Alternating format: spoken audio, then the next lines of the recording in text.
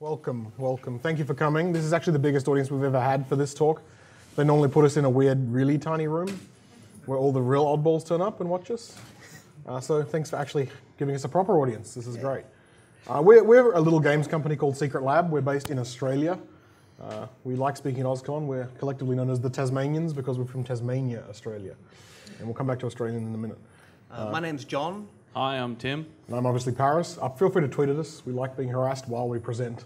It's great. We've written a lot of books. We're not here to talk about anything specific to any of our books, really, but we've written a lot of them. Apparently, we should mention that.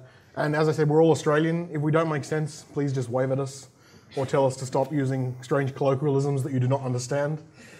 We also speak very fast and in Australian. So again, warning. We've made a lot of games and we really like talking about games, so that's what we're here to do today.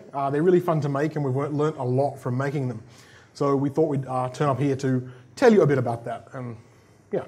So we'll be talking about game design, gameplay, rules, mechanics, and a kind of formal way of thinking about them. We'll also be talking about how to apply those things to the real world, and with a couple of examples at the end in UX and UI design. But mostly we're assuming you're smart enough to figure out how to apply this yourself. So last year we got a few reviews where people said, well, that was great, but they didn't explain how to do anything with what they taught me. So if you feel that way at the end, come and talk to me and I'll deal with you. So thank you. So this is what we'll be covering today. There's a couple of things we won't be covering. I've had a couple of disappointed people in the past come up to me and say, well, you didn't cover this or that. These are explicitly the things we will not be covering. We are not talking about programming at all. And we're not talking about game engines or anything to do with game design as like getting a job, stuff like that. So if you're here to like actually get a job in the game industry, this is not for you. This is a general introduction. We don't have time to go in depth in any of these things. If you're interested, we'll give you pointers on where to go though. So what this talk is about though, it's entirely about games and gameplay. Why do we actually play games? Well, we play games because they're fun. But the thing about fun is this is actually, what is fun? Why are they fun? What do we mean when we say fun? What is fun? So these are like really big questions that are sort of philosophical questions that people have been talking about since the dawn of time. Here's one potential answer, and that is that games elicit specific feelings from their players. When you're playing a game, you feel a particular thing. So you might feel the feeling of discovery, power, teamwork, skillfulness, fear, more. There's thousands of feelings that you'll have while playing games.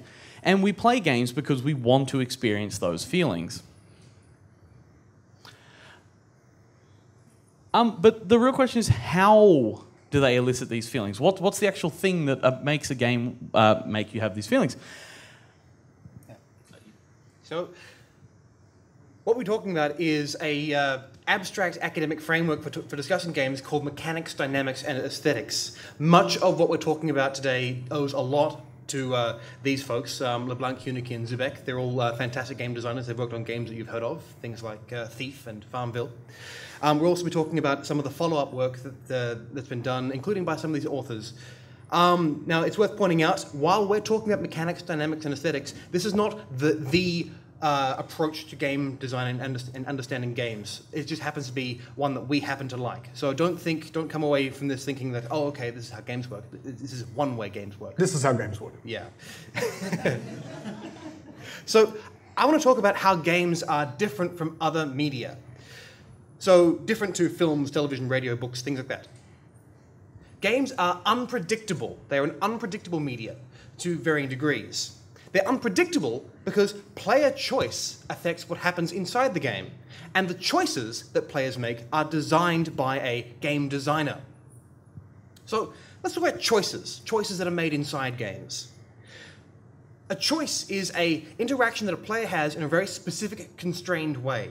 Let's talk about some of the choices that exist in some games. Chess has a few constraints applied to the player. Players have to take turns moving. Each piece has a different rule for how it moves. Pieces can capture other pieces, and you win when you capture the king, more or less. I'm not going to discuss the details of check, but yeah. But there are other games as well that you can describe in this way. Here's tag, also known as chasey, you may know it as a different thing, where it really has two rules. One player is it, and that's a bad thing. And if the it player touches another player, that player becomes it. That's all of the rules of tag. Other games, jump rope. Jump over the rope, and if the rope hits you, it's the next person's turn. Now, this is arguably not a game because there's no win condition by default. So actually, the definition of game is one of those really contentious questions. Yeah. And this is what a game is. This is the definition of a game. This is obviously what a game is. We're all geeks. We love very precise, neat definitions of things. So this is clearly what a game is. Obviously, this doesn't really cover all the things a game can be. So there may be possibly some other definitions we could look at. There's, heaps of them. We could go on all day and talk about this. The definition of what games are is actually so contentious that somebody wrote a website that generates definitions of games. So we kind of like these things. This is by Moli Industria, which is an Italian team of game devs who do some really creative stuff with games, and you should check them out. You can find this website at gamedefinitions.com.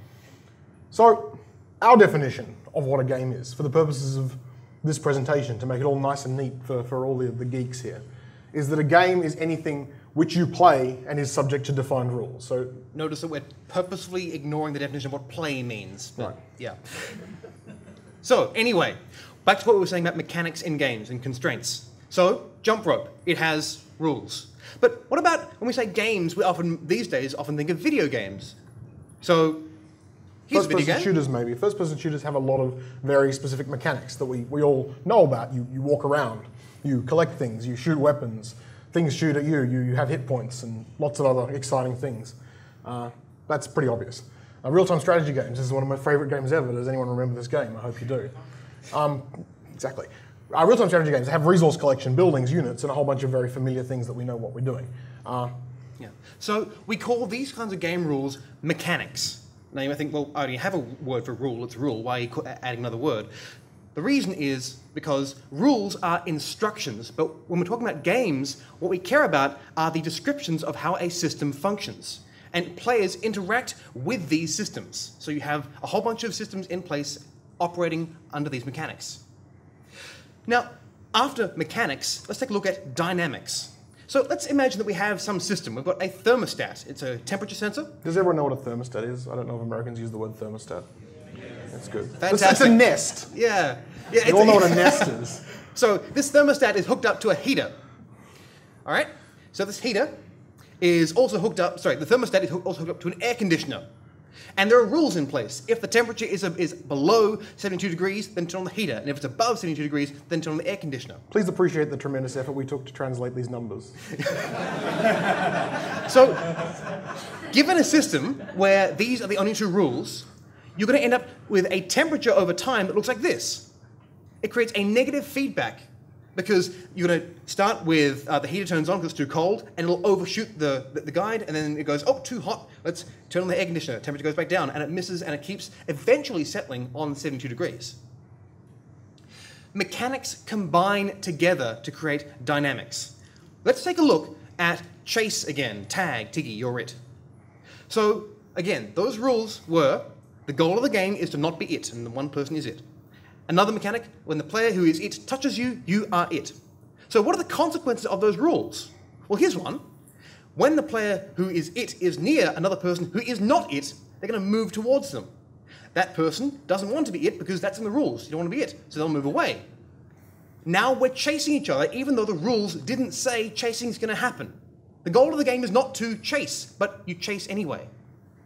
So this behavior is separate from the mechanics. Here's another more abstract example. So let's sort of talk about a arbitrary game that might exist. So the mechanic here is players can earn points through some sort of mechanism, and you can lose points. So the first player to get 10 points wins the game. So then once one player gets to 9 points, every other player will gang up against them to stop them getting the 10th point. And that is the dynamic there. Yeah. So dynamics are very closely related to strategy, but they're not quite the same thing, because game mechanics mean that if you're playing in a certain way, and if you play that certain way, you'll win the game more, then the fact that people start playing in that certain way is a dynamic.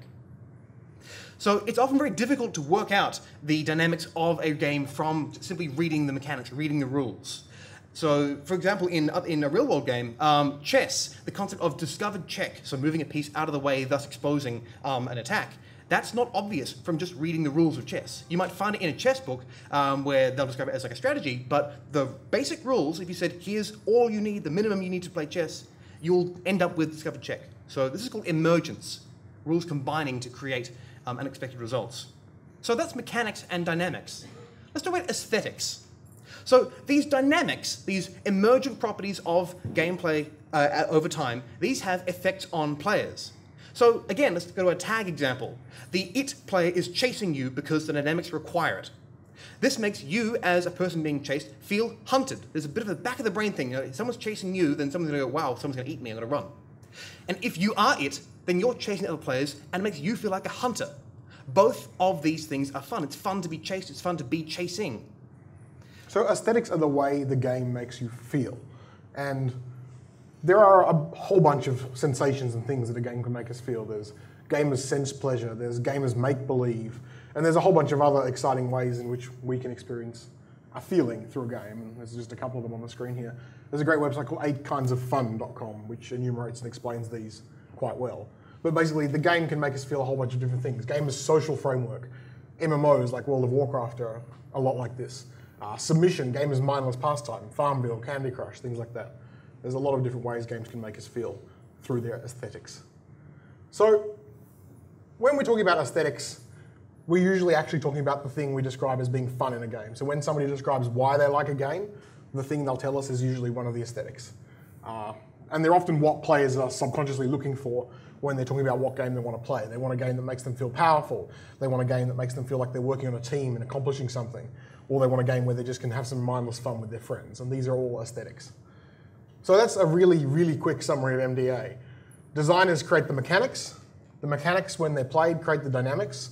The dynamics are not really defined specifically like the mechanics are. And the dynamics have an aesthetic effect on the player, so they make them feel something. So that's how a designer sees it. They go left to right. Now when a player plays a game, they actually see it a bit differently. Developers experience a game by the mechanics and the rules they create. Players experience a game by the way the aesthetics make them feel. So it actually goes the other way when it comes to players, which is something to remember when you're thinking about how a game might work. So we're going to take a quick look at an actual game. So this here is Don Eskridge's The Resistance, which is a pretty simple card game. I have it here. We should play it later. And it's pretty similar to Werewolf or Mafia, if you've ever heard of either of those. Now, the mechanics for The Resistance are pretty straightforward. It's rebels versus evil government, so there's two teams. Most players are rebels, or the good guys. Some players are spies, or the bad guys. So we now have the setting. Spies know who the spies are. Rebels don't know anything. So now, the rules of Resistance are essentially that there's each turn, a current leader gets to pick who goes on a mission. Each players vote whether the team is good to go on the mission or not, and players secretly pick a success or failure card. And these are gathered, shuffled, and then revealed to everyone. Any failure cards that appear in the mission means the mission instantly fails, so rebels lose. And then next player clockwise gets to become the leader. So if 3 missions fail out of 5, spies win. If 3 missions succeed out of 5, rebels win. Now, at a higher level, you have hidden information, you have fixed game time generally. You have perfect knowledge of your own state. You know if you're a rebel or a spy. And subset of players have perfect full state. So the spies know who everyone else is, whether they're a rebel or not. Now, the dynamics, however, are a little bit different. You get accusation. Rebels look for spies, but can't really find them. You have deduction. Rebels have to sit there and actually use their brains a little bit to go, well, if he failed that one, then he's got to be the spy. Like that. And you have this muttering going on in the game.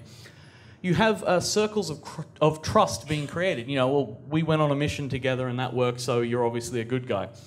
And you have camouflage. Spies will succeed a mission to create one of those circles of trust just so they could stab him in the back later. And you have misdirection. Basically, people going, I'm not the spy, you're the spy. And then finally, you have sacrifice. So essentially, a spy will actually do something so obvious to gain trust to gain trust with the other players, generally to sacrifice a fellow. So none of those guy. dynamics are explicitly defined. They come out of the mechanics. So Resistance is really good at creating a feeling of paranoia and uncertainty. It's basically the entire game if you're a rebel. And for the spies, it creates a great feeling of silent teamwork and fear of discovery. You're actually afraid of being outed because then you're useless. So we're going to talk about the sequel to Resistance, Avalon. It's a very similar game at its heart. It's essentially a King Arthur re-theme of the same game. It's got lovely art like this, but it has 2 new rules. There's a character called Merlin who knows the evil characters, but doesn't really know much else. And there's an evil character. So he knows all the evil players, very simple. And there is an evil player who is the assassin. At the end of the game, if good has won the game, but the assassin player correctly identifies Merlin, either by guessing or consulting with the rest of the evil team, the bad guys actually win the game anyway. So, kind of interesting pair of additional rules. The inclusion of these rules results in a totally different game. There are only 2 additional rules or mechanics, but it results in so many new dynamics that the game is absolutely fascinating compared to the other one. The biggest dynamic really introduced by this is that Merlin has to try and give information to the other good players, but without giving away who Merlin is. So Merlin can't reveal herself or himself to the other players, and it gets a bit tense. Players, both good and evil, really need to figure out who Merlin is. Evil because they can win if they know it, and good because if they can figure out who Merlin is, then they might be able to pick up on the subtle hints that Merlin can give them as to who the bad guys are, so they can keep them out of the team. And evil players often pretend to be Merlin by being very loud and suggestive of who people should take on teams. It's quite fun. Merlin has to find independent justifications for why they're doing the stuff they do. So often when I play Merlin, I like to say, oh, I know he's bad, he looks bad, he has a bad eye. So there's something there that I don't like. And you have to see how convincing you can be to pass it off as information that you have but can't really possibly have unless you're Merlin. And it often works surprisingly well, but this is a big new dynamic for such a simple game. There's a lot of routes for victory in evil players in this game, so evil can obviously just win the traditional way by failing the correct amount of missions, but if good wins and they pick Merlin, then they've also won. And that's pretty interesting. Merlin discovery gambits, obviously, we've kind of discussed that already, but Merlin can be found in a whole bunch of different ways, so evil has to try their best to figure out who he is. And discovery counter gambits to prevent people from figuring out who Merlin is. It makes it quite complicated. And then Merlin discovery counter gambits, of course, is where they don't actually know who Merlin is at all and they're just pretending the whole time, which happens a lot. Now, out of these new dynamics comes a whole bunch of new aesthetics as well.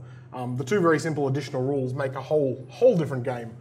There's frustration for Merlin, there's outthinking, there's fast talking, there's guardianship for the good players, there's vigilance for the assassin, so it's quite complicated. The good players have to figure out who the assassin is and then try and misdirect them as far as who Merlin is, little things like that. Dynamics can create aesthetics through narrative, is one of the additional things that dynamics can do. So games tell stories, and they don't just tell the written narrative if they have like a plot attached to them.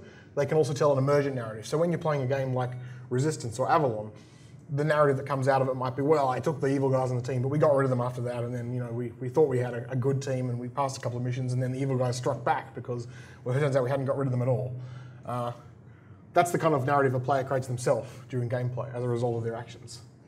So I want to talk about a game that does narrative in a very interesting way, and that's Half-Life 2 by Valve. A lot of you have played this game. Hands up if you have not. Well, okay, less than 5.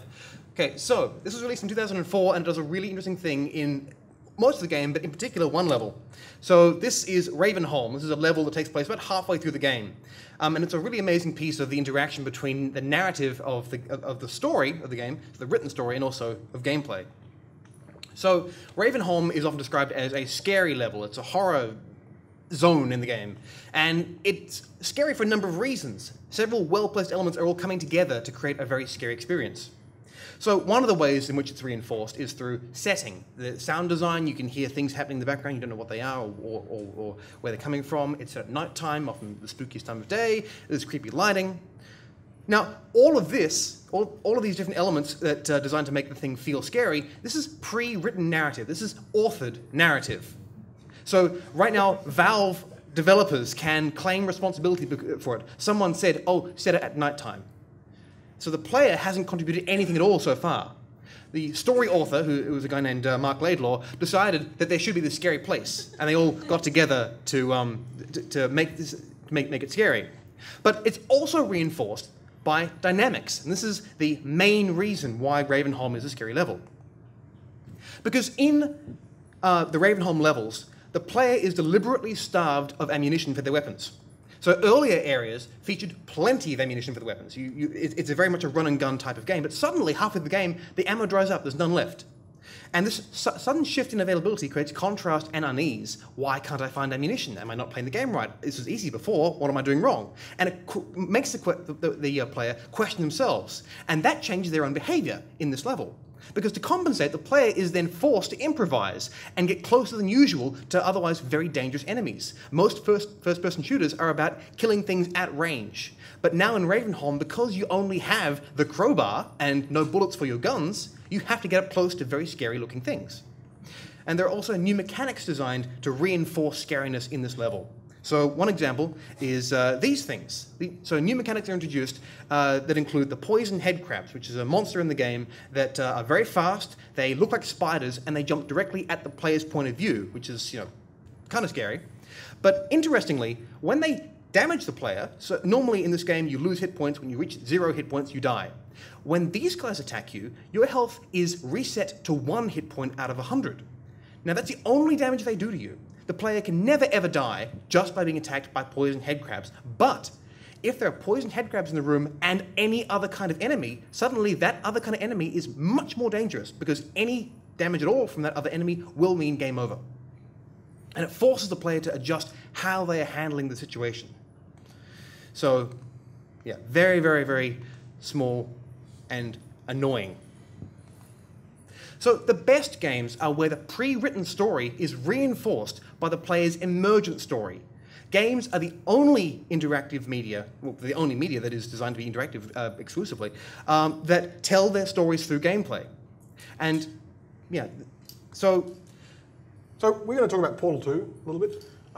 We're arguing here that Portal 2, which is a great game, I'm assuming a lot of you have played it, wasn't as good as it could have been because the written narrative was not complemented by gameplay. The written narrative was amazing, but it felt more like an interactive novel with a whole bunch of clever puzzle systems tacked on to the side. Portal 2 was essentially a series of puzzles set amongst an unfolding narrative, and what the player did didn't really matter beyond progressing to the next bit of exposition, which is kind of interesting. So now this dramatic tension, So written stories will give you this feeling of dramatic tension, like in Ravenholm, and effective emergent stories also have dramatic tension. But what exactly is this sort of dramatic tension? How do you actually get this dramatic tension? And it's very desirable. So this is kind of a very common graph from sort of like a very basic introduction to tension in stories. And you start with sort of a very low amount of tension. You have something small happen, then you go down a little bit. It's not as tense, and it goes up. And you go down, and you have a really big thing that happens, really, really tense. And then the good guys win, and you move on. It's a very, very common sort of story arc, and you create tension in this way. Now, we say here that the tension is going up over time as the story progresses, but it's not really something that's quantifiable. You can't really measure tension in like your Millie Shakespeares or whatever.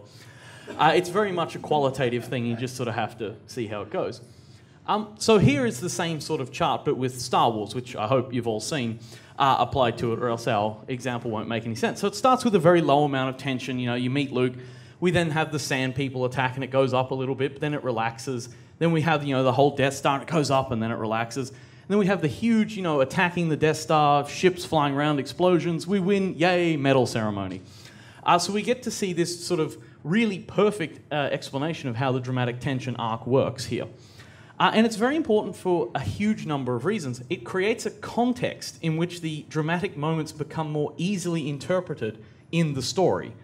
It makes them more memorable.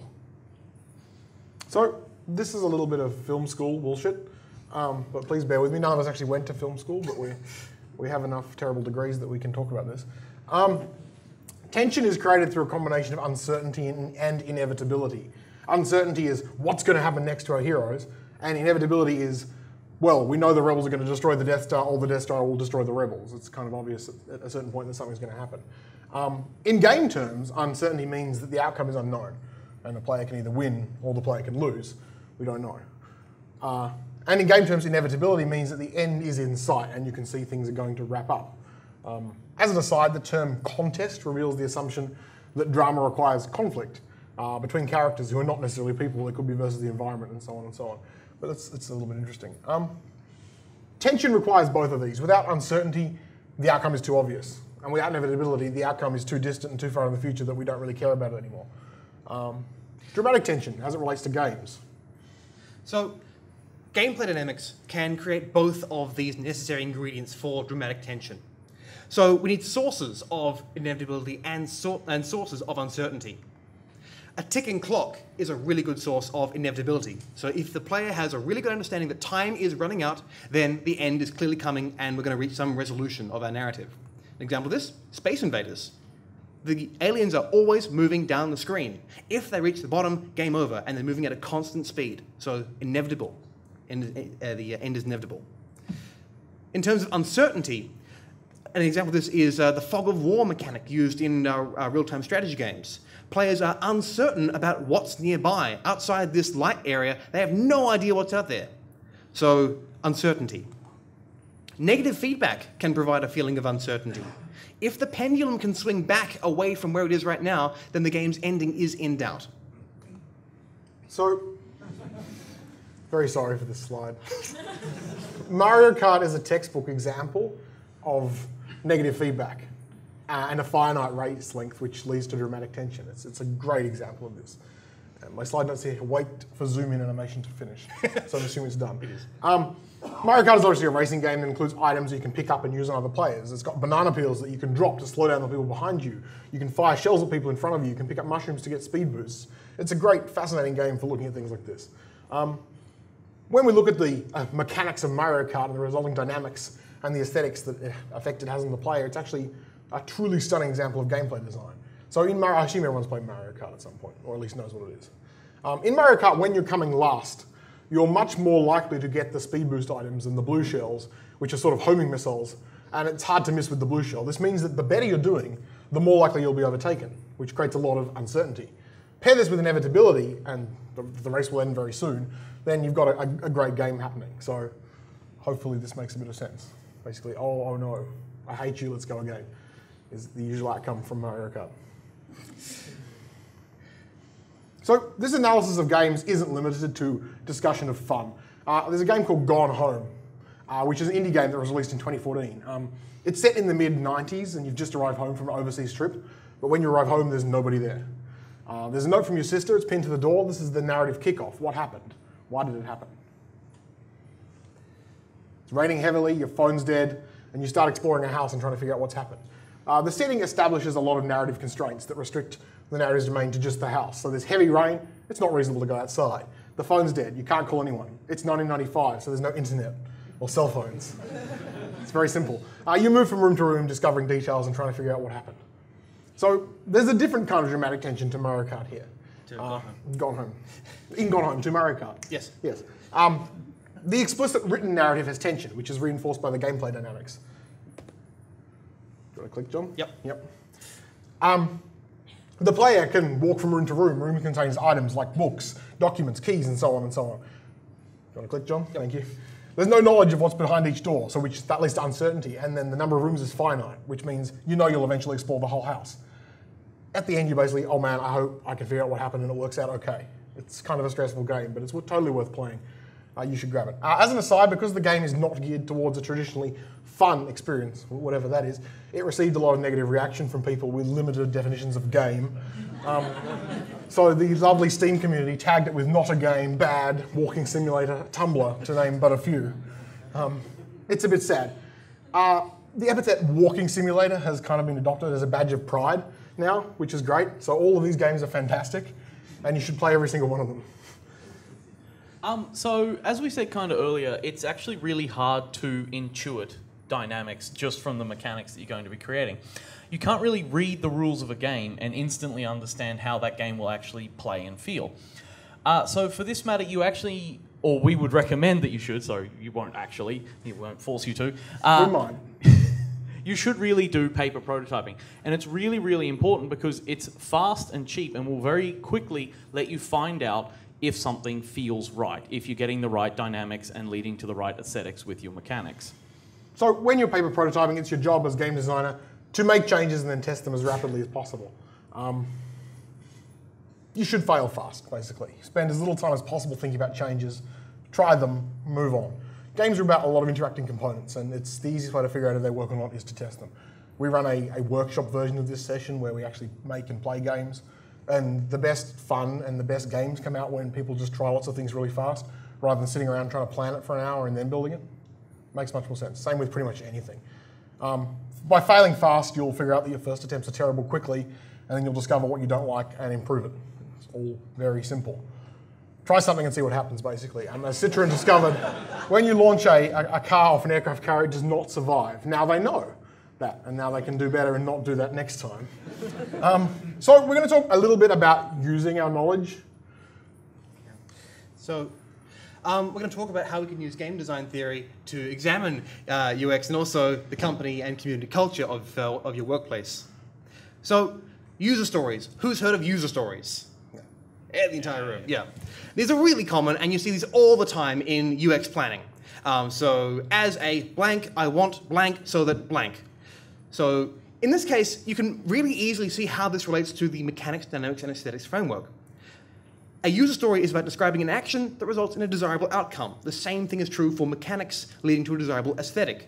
So when you're thinking about your UX, you think about how the action of the user leads to a desirable outcome. A real-world example. This is a desire path. You've seen them everywhere, I guarantee it. So a desire path is the informal name, well, rather, is the academic name for an informal path created by people where the official path, the paved path, isn't satisfactory. So let's analyze a desire path using what we've just been talking about.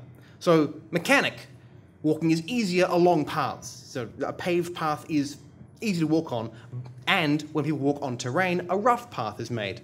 A dynamic results, people create new paths that are shorter than the formal, easy to walk on, but longer paths. Aesthetic, people get unhappy because there's suddenly these ugly paths, these trails going everywhere. A great example of a desire path that I've observed this week is people ripping the RFID chip out of their OSCON badges because they don't want to be tracked as they go through doors. Yeah, it's exactly the same kind of approach. So if you understand how people are interacting with your existing mechanics and identify how that's resulting in an aesthetic that you don't want, then you should then change it. Here's a more software-based approach. So I don't know how long ago you guys might have joined Twitter, but a few years ago, there was no concept of built-in native retweets. So what happened was they went, okay, rule, the length of tweets is limited, and also text can be copied and pasted. So if you wanted to copy a tweet, but also attribute the source of that tweet, you would add a little attribution, the letters RT and the username of the person that you copied a tweet from. Aesthetic, people are dissatisfied because the word length and the text length meant they had to rephrase tweets that they were spreading around. So as a corrective action, Twitter introduced a new type of tweet called a retweet that embedded the original tweet. So they added additional support for it. Now, this had some interesting consequences, especially in the field of game design analysis, because they also added a system by which the number of these native retweets was counted. And also they were counting the number of people who favorited a tweet, and those numbers were exposed. Now, when you retweet a tweet, it's shown to everyone who follows you. And favorites do not. It's simply like a little number goes up, but that's it. Retweets spread a tweet around. Now, as a result, users end up crafting their tweets to be retweeted more often, to be more spreadable. So all these people running around saying social media guru I am, really what they're all about is making sure that they get retweeted on Twitter. They are no better than Farmville players. So retweets are considered more valuable as a result. As a result of that, you get things like Weird Twitter. Weird Twitter is a type of performance art on Twitter that on some level seeks some kind of justification or validation through public retweet or favorite counts. It's like stand-up comedy but designed for written word. And the retweet and favorite counts can be used as a popularity contest. It is a popularity contest. That's what it boils down to. So as a consequence of that, because people are now keeping track of this stuff, services like Favstar appear. So Favstar is a website that keeps track of rising popularity that can be quantified. All of this because people were dissatisfied with having to rewrite tweets to fit in a character limit. So that's a quick example of how we can use some of this stuff to work with stuff that isn't games. Mechanics don't always directly lead to outcomes. They rely on the expression of the rules through the dynamics. And through that, you can figure out what's going on and change it for the better. You can never design a positive company culture or community culture from whole cloth. It's always the result of people interacting with the system. So if you understand the flow of rules and the expression of those rules through dynamics and the aesthetic result those dynamics result in, then you get a much better outcome. So that's been a really quick intro to MDA as it relates to games. You can tweet at the three of us via that or just the things I said before. If you want more info on this sort of stuff, there is a conference called GDC in San Francisco every year. It's very expensive, but the tutorials are not that expensive, and there's a great 2-day game design workshop, which is very useful even if you're not building games. It's run by one of the authors of the MDA paper. We highly recommend it. And that's all we have for you. We hope you enjoyed it. If you have any questions, I think we've got 4 minutes. Yeah. Thank you. Thanks.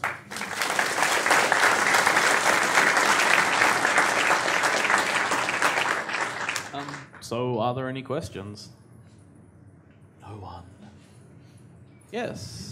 Word muffery? Muffery? I think I heard you use the word muffery. Muttering. Sorry, I was Muttering. muttering while saying it. Yes. Mumbling muffery. Yeah. Can you explain the word? Muttering. Is that not an American word? Mumbling is when you say things, basically you're saying it autonomically without intending to say it. So if I'm sorry, you can't really understand.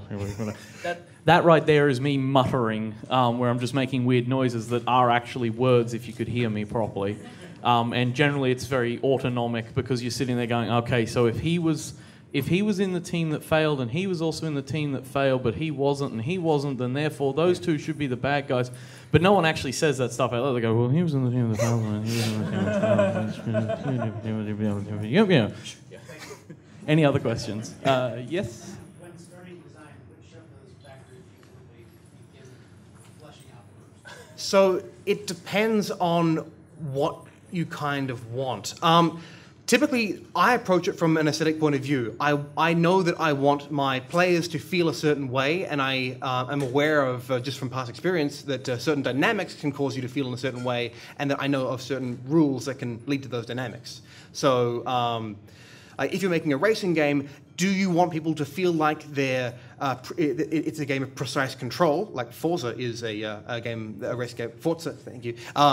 Whereas Mario Kart's much more chaotic and more about yelling at your friends. So pick what you want the game to be about rather than start from, oh, what if we had a game where it had this rule? That's not to say that a mechanics-first approach can lead to bad games, or will lead to bad games, but it's just a different approach. It really depends on what you're making is the answer. For games more along like the Farmville side, mechanic-based approaches make a lot more sense. For something like Mario Kart, I'm willing to bet they were going, hey, let's make a race game, but let's make it fun, was probably their start, which would mean more of an aesthetic position. Cool. I don't hear any more questions. Thank you all very much again for coming. Thank you.